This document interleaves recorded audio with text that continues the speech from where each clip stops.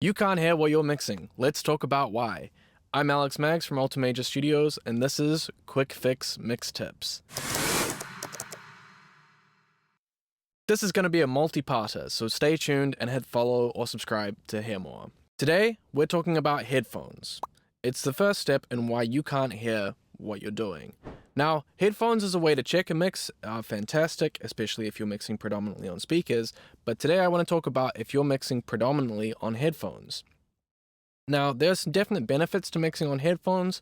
You get really good stereo imaging because there's no interaction between the speakers. You can tell where things are. You can localize them very well. So there's some definite pluses to mixing in headphones, but there are some definite downsides as to why you shouldn't mix only in headphones. With speakers, when you pan something hard left or hard right, it's not just the left side that you're hearing or the right side that you're hearing when you're sitting in the listening position.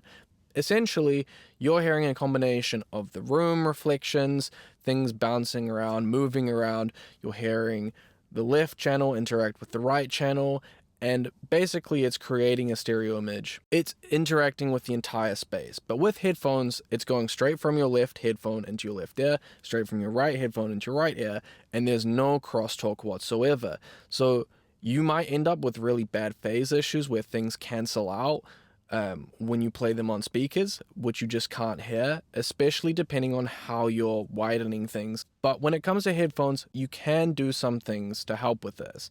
Now, there's a Goodhertz plugin called Can Opener, which allows you to introduce crosstalk. Waves NX simulates a room, which helps. Slate Digital's VSX headphones, which are very popular these days, go a long way in helping with that. But if you just have a regular pair of headphones that you're working on, you're not going to get that crosstalk, and also they have a very definite character of them. So, especially with speakers in a room like this, a lot of people, myself included, will use some sort of room correction software, so SonarWorks or the IK one, or Trinnov hardware if you have budget for it. So there's a lot of room correction that goes on. But when people mix on headphones, there's not often much correction happening for the headphones. You can get SonarWorks profiles for stuff, and there are ways to work with that.